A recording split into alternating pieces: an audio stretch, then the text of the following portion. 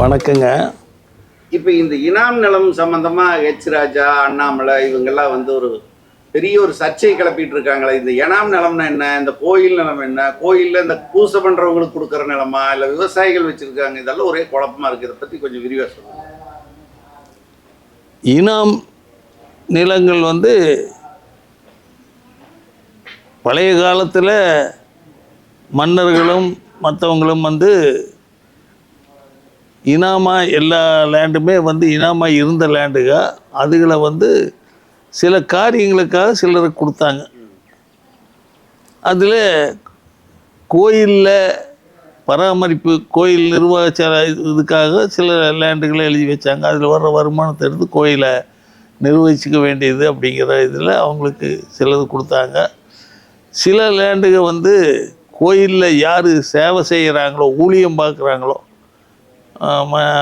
பூ கட்டுறது, வாத்தியம் பண்ணுறது, பூஜை பண்ணுறது, அர்ச்சனை பண்ணுறது, எல்லாம் அந்த மாதிரி காரியங்கள் பண்ணுறவங்களுக்கு அவங்களுக்கு கொடுத்த இனாம் இருக்குதுங்க. அந்த ஊழியதார் சர்வீஸ் இனாம் சொல்லுவாங்க, அதை ஊழியதார் கொடுத்த இனாமுங்க.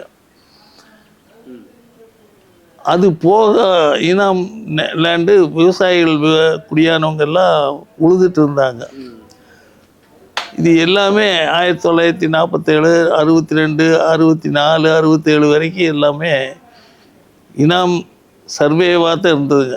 ஒரு சர்வே நம்பரே இனாம் சர்வே ஏக்கரா சென்ட்டு தான் இருக்குங்க பழைய காலத்தில் எடுத்திங்கன்னா. இன்றைக்கும் கூட அந்த பழைய ஆர்எஸ்ஆர் வேணும்னு நீங்கள் கலெக்டரேட்லேயோ ஆவண காப்பகத்திலேயோ போய் எடுத்தீங்கன்னா அங்கே பேரூர், மாவட்டம்பதி கிராமங்களுக்கெல்லாம் ஆர்எஸ்ஆர், ஓல்டு ஆர்எஸ்ஆரே இருக்காது. அந்த கோபிச்செட்டிப்பாளையம் செட்டில்மெண்ட் தாசார் கொடுத்த ஆர்டர் தான் பட்டாத்தை அந்த ஆர்எஸ்ஆர். அதுக்கு முன்னாடியெல்லாம் ஆர்எஸ்ஆர் கிடையாது.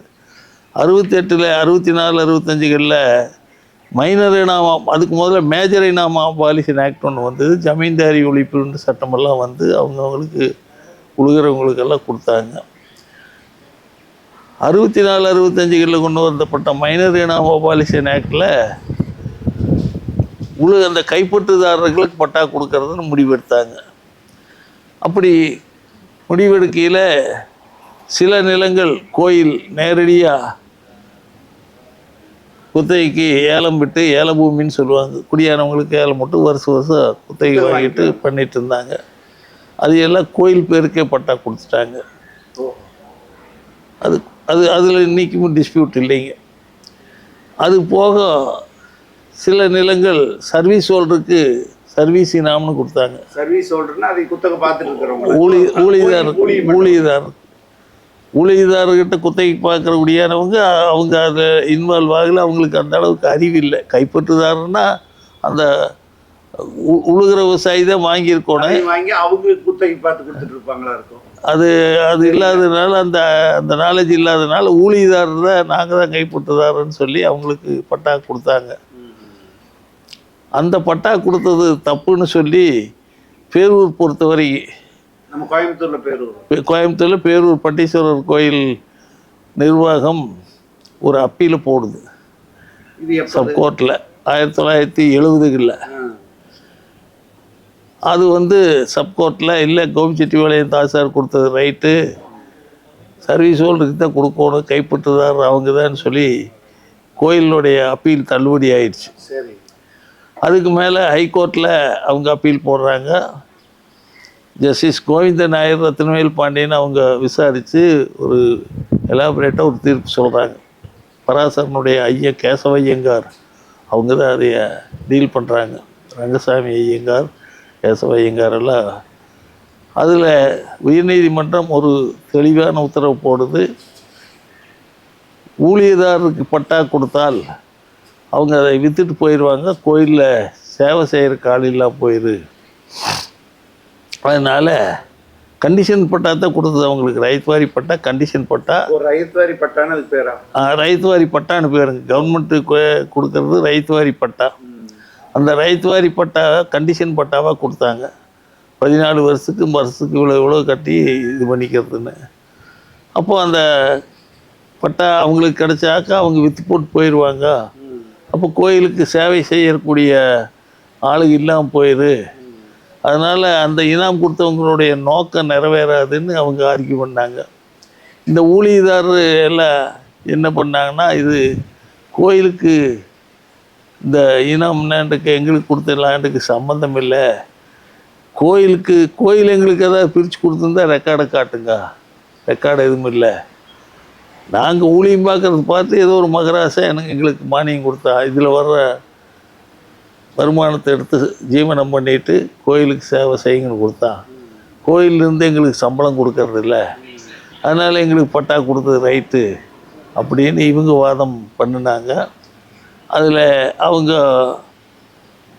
கொடுத்த தீர்ப்பு, தெளிவான தீர்ப்பு என்ன சொன்னாங்கன்னா, இனாம் அபாலிஷன் ஆக்டில் இனாமை ஒழிச்சது ரைட்டு, பட்டா கொடுத்தது ரைட்டு, ரைத்து வாரி பட்டா கொடுத்தது ரைட்டு, கொடுத்துருக்க வேண்டியது பட்டீஸ்வர சாமி பேருக்கு தான் கொடுத்துருக்கணும், சர்வீஸ் ஹோல்டருக்கு கொடுத்துருக்கக்கூடாது.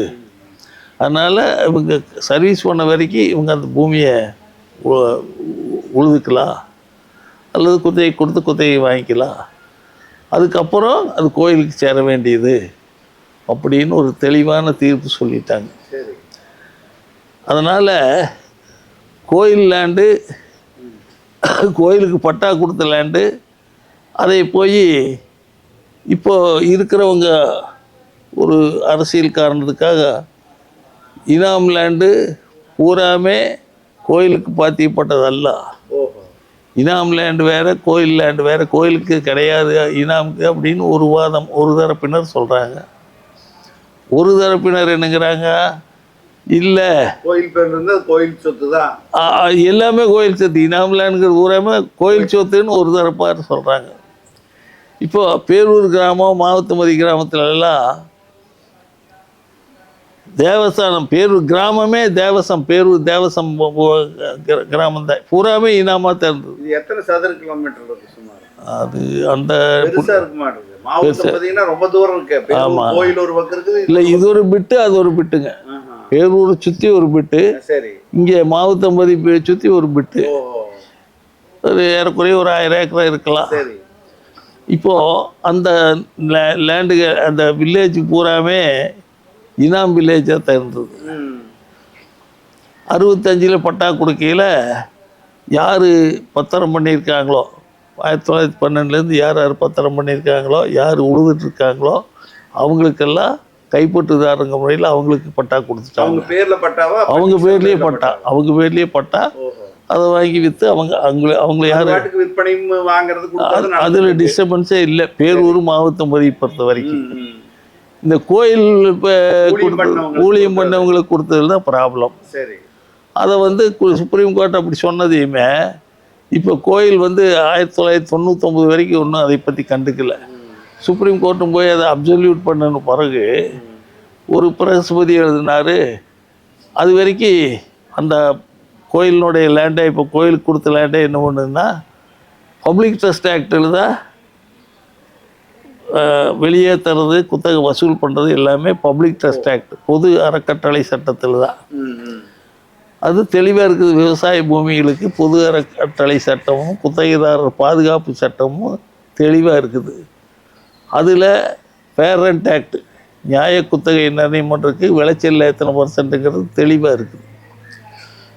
அதை விட்டுட்டு அதுலெல்லாம் போன காலதாமதமாகுதுன்னு ஒரு பிரகஸ்பதி ஹெச்ஆர்என்சி சட்டத்திலேயே எடுத்து ஏலமுள்ள வருஷத்துக்கு ஒருக்கா ஏலமுட்டு வருமானம் சம்பாதிக்கலான்னு ஒருத்தர் சொல்ல போக, அதை பிடிச்சிட்டு இந்த 20 வருஷமாக 25 வருஷமாக இவங்க ஹெச்ஆர்என்சி சட்டத்தில் நீ வந்து என்குரோச்சர் 100 வருஷமாக அந்த பூமியை ஓட்டிகிட்டு இருக்கிறாங்க, அவன் ஆக்கிரமிப்பாளர், அவனோட என்ட்ரி லீகல் என்ட்ரி சட்டபூர்வமாக அங்கீகரிக்கப்பட்டது, குத்தகை பதிவேட்டில் பதிவான குடியானவன், எல்லாத்தையுமே என்குரோச்சர் ஆக்கிரமிப்பாளர் நீ வெளியேற்று, பொசிஷனை சரண்டர் பண்ணு அப்படின்னு கேட்டுட்டு வம்பு பண்ணிட்டு இருக்காங்க. இதுதான் இங்கே பேரூர் பொறுத்த வரைக்கும் இஷ்யூ. சரி, அதனால் பட்டா வாங்கிறது யாருமே பட்டா கேட்குற ஆளுங்க இல்லைங்க. பட்டா படிக்கு பட்டீஸ்வர் சர்வீஸ் ஹோல்டர் அல்ல ஓனரு, கோயில் தான் ஓனருங்கிறத ஒத்துக்கிறாங்க, டைட்டிலை டிஸ்பியூட் பண்ணுறது இல்லை. டெனண்ட்டுங்கிற முறையில் ஊழியதார் கொடுத்த இந்த குத்தகையை கோயிலுக்கு கட்டுறோம், ரெவென்யூ கோர்ட்டில் பேரண்ட்டில் என்ன ஃபிக்ஸ் ஆகுதோ அதை பூரா கட்டுறோம் அப்படிங்கிறத இந்த 30-40 வருஷமாக விவசாயிகள் கேட்டுட்ருக்கிறது. கோயிலுக்கும் வருமானம் வரும், எங்களுக்கு அலைச்சல் இல்லை, நாங்கள் பாட்டுக்கு இங்கே பண்ணை பண்ணி. இவங்க யாருக்கு குத்தகை கொடுப்பாங்க? கோயில் ஊழியருக்கு தான் கொடுப்பாங்களா? முதல்ல அவங்களுக்கு தான் கொடுத்துட்டு இருந்தது. இப்போ யாருக்கு கொடுக்குறாங்க? இப்போ கோயில் வந்து அந்த ஊழியம் பண்ணாத பூமிகளெல்லாம் கோயில் கேட்குது, கோயில் வாங்க மாட்டேங்குது, நீ என்கரேஜ் வெளியே போன்னு சொல்லுது. ஊழியம் பண்ணிட்டு இருக்கிறவங்களுக்கு இப்போ அவங்க கொடுத்துட்டு தான் இருக்காங்க, ஓட்டிட்டு தான் இருக்காங்க. கோயில் வாங்காமல் இருக்கிற பணத்தை எல்லாம் கோர்ட்டில் கட்டிடுறாங்களா? இல்லை ஒன்றும் கட்டுறதே இல்லையா? கட்டாமல் இருந்தாங்க, வாங்க மாட்டேன்ட்டு இருந்தாங்க. போன கவர்மெண்ட்டில் ரெப்ரசன்டேஷன் கொடுத்து அதை பண்ணி இது பண்ணி இப்போ அதை வாங்கிக்கிறாங்க, கோயிலே வாங்கிக்கிறாங்க. உதாரணத்துக்கு பட்டீஸ்வரர் கோயிலில் வந்து இந்த லேண்டுக்கு பணம் கட்டினா நம்ம கொண்டு போய் கட்டிடலாம். ரெசிப்ட் கொடுத்துருவாங்க, ரெசிப்ட் தர்றாங்க. முதல் தரமாட்டேன்னாங்க, பேங்க்கில் கட்டினோம் வம்பு பண்ணி, அப்புறம் இப்போ கட்டிட்டு ரெசிப்ட் கொடுத்துட்றாங்க. ஆனால் என்கரேஜருங்கிறாங்க. குத்தகைன்னு வாங்குறது இல்லை, குத்தகைன்னு வாங்குறது இல்லை, ஆக்கிரமிப்பாளர்கிட்ட அபராத தொகை இல்லைங்க, அதுவும் இல்லைங்க. அதான் யூஸ் அண்ட் ஆக்குபேஷன், நீங்கள் அதை அனுபவிச்சதுக்கு உண்டான கட்டணம் அப்படிங்கிற பேரில் வாங்கிக்கிறாங்க.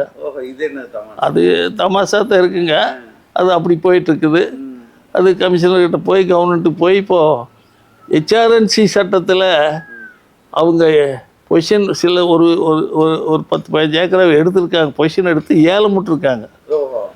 அது இங்கே சொன்ன இந்த நியாயங்கள்லாம், இந்த நுணுக்கமெல்லாம் இங்கே இங்கே கமிஷனர் ஆஃபீஸ்லேயோ ஹைகோர்ட்லேயோ டிவிஷன் பெஞ்சிலையோ எங்கேயும் எடுபடாமல் உச்ச நீதிமன்றத்தில் ஓய்வு பெற்ற நீதிபதி ஒருத்தர் அதை எடுத்து குத்தகைதாரர் பாதுகாப்பு சட்டத்தில் அவங்களுக்கு ரைட் இருக்குது.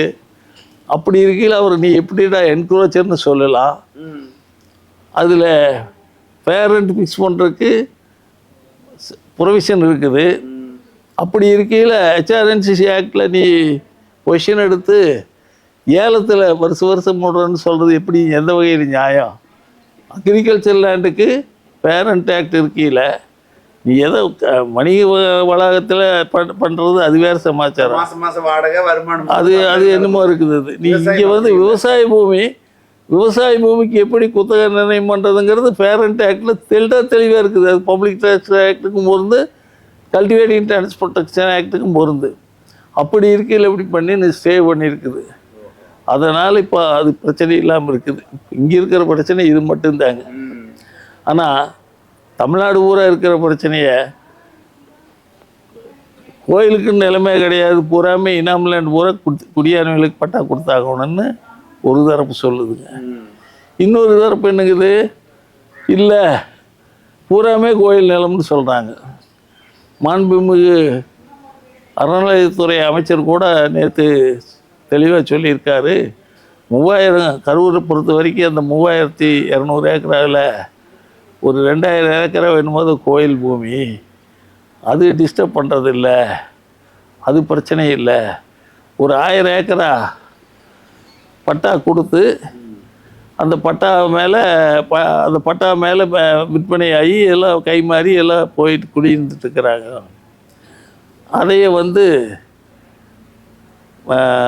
வருவாய்த்துறையுமே ஹெச்ஆர்என்சியும் கையில் எடுத்து 65 கொடுத்த பட்டாவை சப்ரஸ் பண்ணி 1912 கொடுத்த செட்டில்மெண்ட் ரெஜிஸ்டரில் என்ன இருக்குதோ அதை எடுத்து வச்சுட்டு அது இனாம் லேண்டு, அதனால் இது எல்லாம் விற்கக்கூடாதுன்னு ஒரு பதிவுத்துறைக்கு ஒரு நோட்டிஃபிகேஷன் கொடுத்துட்டாங்க. 0 பட்டா பண்ணிட்டாங்க.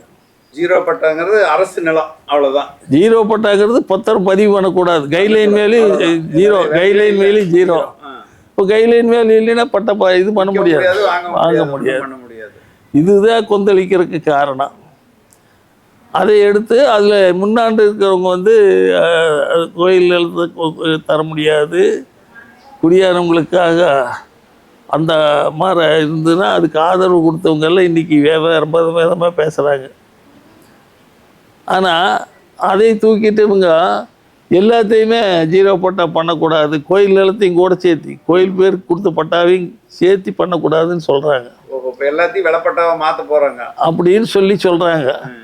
இப்போ இவங்க அமைச்சர் என்னங்கிறாருன்னா, இல்லை அந்த 1000 ஏக்கராத்தை பத்திரம் பதிவு பண்ணக்கூடாதுன்னு நாங்கள் சொன்னதை அந்த ஜீவோவை வாபஸ் வாங்கிட்டோம், அதை நீக்கிட்டோம். அப்போது பத்திரம் பதிவு பண்ணக்கூடாதுன்னு சொல்லி அதை நீக்கிட்டா கூட ரெண்டாவது அதை விசாரித்து அது கோயிலுக்கு வந்த சர்வேவா அல்லது இவங்களுக்கு பட்டா 65க்கு பின்னாடி இவங்களுக்கு கொடுத்த பட்டா இன்னும் லைவில் இருக்குதா, அந்த பட்டாப்படி வந்த நிலமானு பார்த்து அவங்க பண்ணலாம். நாங்கள் ஒன்றும் புதுசாக ஒன்றும் கொண்டு போய் கொடுத்துடலான்னு அப்படின்னு இவங்க சொல்கிறாங்க. இதுதான் இன்றைக்கி பிரச்சனையாக போயிட்டுருக்குது. அதனால் முழுமையாக யார் என்ன சொல்கிறாங்கிறது இன்னும் எங்களுக்கு ஒன்றும் புரிய மாட்டேங்குது. எங்களுக்கே புரிய மாட்டேங்குது. அதனால் இனாம் லேண்டு முழுசாக அப்படின்னு சாதிச்சு உழுவுவனுக்கே நிலம் சொந்தம் அப்படின்னு ஒரு காலத்தில் அரசியல் பண்ணவங்க இருக்காங்க. அவங்கெல்லாம் இப்போ இன்னைக்கு கம்மன்னு இருக்காங்க. இப்போ புதுசாக வந்தவங்க இனாம் லேண்டு பூராமே நான் பட்டா வாங்கி கொடுக்குறேன்னு அப்படி ஒன்று பண்ணுறாங்க. எங்கள் சங்கத்தை பொறுத்த வரைக்கும் அப்படி வாங்கி கொடுத்துட்டா சந்தோஷம்தான். ஆனால் உச்சநீதிமன்றத்தில் அந்த வழக்கில் அவங்க தெளிவாக சொல்லிட்டாங்க. அது என்ன பண்ணுறதுங்கிறத இப்போ நமக்கு பிரச்சனை. அந்த உச்சநீதிமன்ற தீர்ப்புக்கு ரிவ்யூ போட்டு மறுபரிசீலனை பண்ண சொல்லணுமா? ஏன்னா HRNC தான் போய் அந்த உத்தரவை வாங்கி வச்சுருக்கு பேரூர் கோயிலை பொறுத்த வரைக்கும். அப்போ அதை போய் ரிவ்யூ போடணும். ரிவ்யூ பண்ணாமல் எப்படி அது கோயிலுக்கு கொடுத்த தப்பு, இனாம் லேண்டு குடியாரங்களுக்கு கொடுத்துருக்கோன்னு சொல்லி பண்ணுறதுக்கு என்ன வழிங்கிறது தெரியல. இல்லாட்டி அரசாங்கம் ஒரு கொள்கை முடிவு எடுக்கணும். இப்போ இவங்க சொல்கிறாங்க மகாராஷ்டிராவில் அப்படி இருக்குது, அங்கே இருக்குது, இங்கே இருக்குதுன்னெல்லாம். அப்போ எல்லாத்தையுமே ஒரு அனலைஸ் பண்ணி ஒரு கொள்கை முடிவு எடுத்துட்டால் அந்த கொள்கை முடிவில் நீதிமன்றம் தலையிடுறதுக்கு வழிவகை இல்லை. தமிழ்நாடு முழுக்க பல்லாயிரக்கணக்கான கோயில்கள் இருக்குது, அதுக்கான இனாம் லேண்டு, ஊழியர் லேண்டு எல்லாமே இருக்குது. இந்த கரூரில் மட்டும் எப்படி இந்த பிரச்சனை வருது? கரூரில் தான் இந்த 1000 ஏக்கராவை அவங்க இது பண்ணதுனால தான் வந்துருச்சு. இது ஒரு 2 வருஷமாக நடந்துட்டு இருக்குதுங்க. இதுக்கப்புறம் அரசியல், அங்கே இருக்கிற அரசியல் வந்து முதல்ல ஒரு மாதிரி இருந்தது. இப்போ 9ஆம் தேதி அன்னைக்கு ஒரு அரசியல் மாற்றம். ஆட்சி வந்த பிறகு ஆமாம், டிவிக்கு ஆட்சி வந்த பிறகுமே அவங்க அதை கன்சிடர் பண்ணல. சரி, லோக்கலில் அரசியல் மாற்றம் நடந்த உடனே இது ஒரு ஆமாம் இது அதில் அவங்க வந்து இது மெயின் இஷ்யூ, இது ரிலாக்ஸ் பண்ணாக்கா தான் ஆகுன்னு சொல்லையில் அதை ஏற்று அவங்க அதை ரிலாக்ஸ் பண்ணி விட்டாங்க. அதுக்கு மற்றவங்க எதிர்ப்பு தெரிவிக்கிறாங்க. இது முழுக்க அரசியலுங்க. இதில் கரூர் அரசியல் கோயம்புத்தூருக்கு திருநெல்வேலிக்கு பொருந்தாது. அதனால் எல்லாத்துக்கும் அந்த பதட்டம் இருக்கும்ல, என்னடா நம்மளுதுமே குத்தகை பார்த்துட்டு இருக்கிறோம், சாமி பேரில் இருக்குது, இந்த நிலமெல்லாம் எங்காவது இவங்க பண்ணுற கூத்துல நம்மளதையும் தூக்கிக்குவாங்களா பதட்டம். அந்த பதட்டம் எங்கேயும் தமிழ்நாடு ஊர் யாருக்கும் கிடையாதுங்க. இவங்க தான் ஆமாம், பதட்டம் இருக்கிற மாதிரி காட்டுறாங்களே தவிர அரசியல்வாதிங்க இதில் எந்த குடியானவனும் பதட்டப்படுறதில்லை. ஏன்னா அவங்கவுங்களுக்கு தெரியும் அவங்கவுங்க ஸ்டேட்டஸ் என்னன்ட்டு. தமிழ்நாடு முழுக்க சுமார் எத்தனாயிரம் கோயில் தான் இருக்கு, எத்தனை லேண்டு தான் இருக்கு இந்த கோயிலுக்குன்னு? இல்லை அதெல்லாம் அந்த புள்ளி விவரமெல்லாம் எனக்கு தெரியாதுங்க. இது எங்கே போய் இப்படியே ஓட்டிகிட்டு இருப்பாங்களா? இல்லை, இதுக்கு ஒரு முடிவு வரும்னு வைங்களேன்.